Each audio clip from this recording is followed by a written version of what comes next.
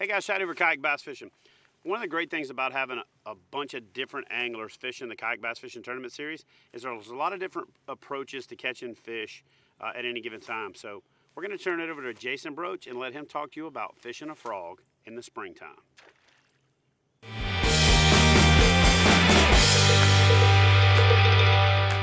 I'm Jason Broach. I'm from Bluffton, South Carolina, and right now I'm going to show you a little bit about how I rig up frogs, how I like to fish them. Throwing a frog, especially in places like Florida, it's a very versatile tactic. You can get it places where you can't get other, topwater bait that has treble hooks on it. You can put it across the thickest matted vegetation. They're super weedless and super effective at getting bass to explode from underneath that vegetation. So typically what I would do would go straight to braid, anywhere from 40 or 20 pounds on up to 60 pounds, depending on the vegetation of the lake I'd be fishing. But right now I'm just going to tie it straight to the frog, basically tying a clinch knot in this case, but connecting to the braid. You want to use a Palomar knot. Stronger, less chance of slipping whenever you tie it straight to braid when you use a Palomar knot. But for this case, we're putting it on there with a clinch knot since we're using fluorocarbon.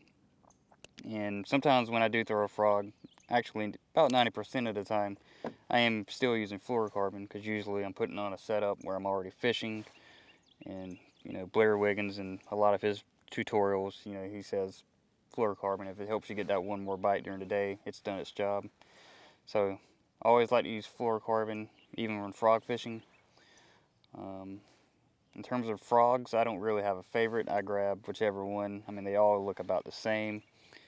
This may be a booyah, I'm not sure. But super weedless, hooks, hidden by the body. One thing you can do whenever you're out on a lake and you're missing some fish or blowing up on the frog but not quite getting it, you'll just bend out the hooks a little bit, expose them a little bit more. That'll help increase that hookup ratio.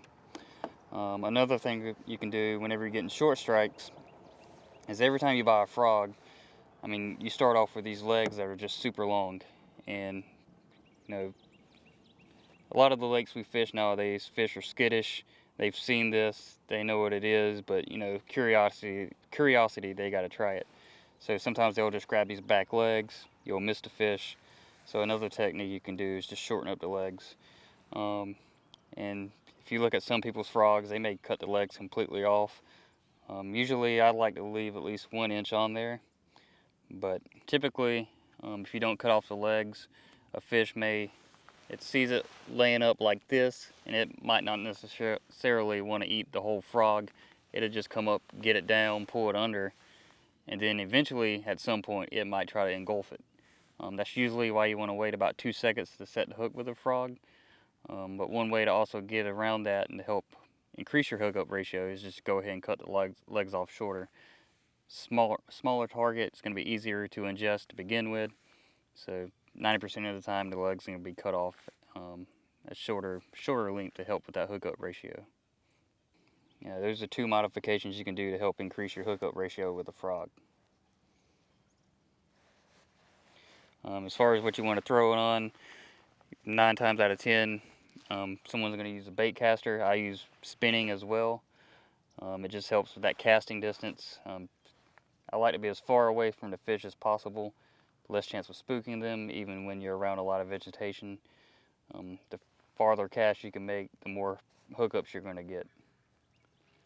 And whenever you throw the frog, you want to put it around matted vegetation or other structure, and just nice little twitch.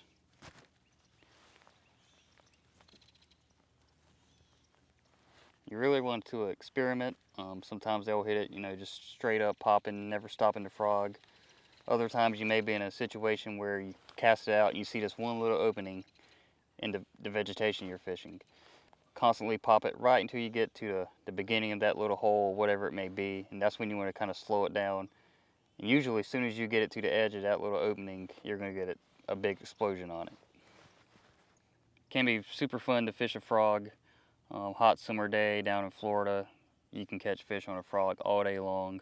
Fun way to get someone who's not into fishing that much excited about fishing. Just watching a huge fish come out of the water and just gulp this down. It can be very awesome to watch.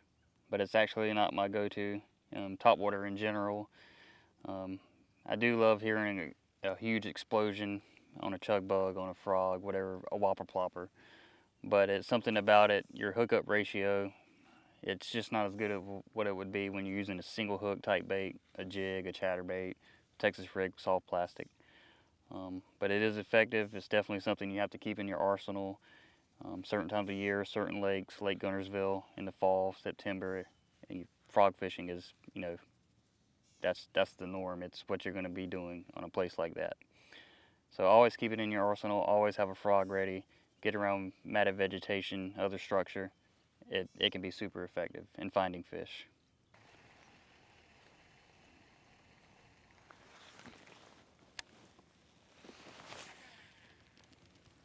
All right, guys, so there you have it. That is Jason Broach sharing his insights with you on how to fish a frog. And he should know, because after living in Florida for several years, he pretty much perfected the tactic and tied a frog on to put a whole lot of money in the bank account.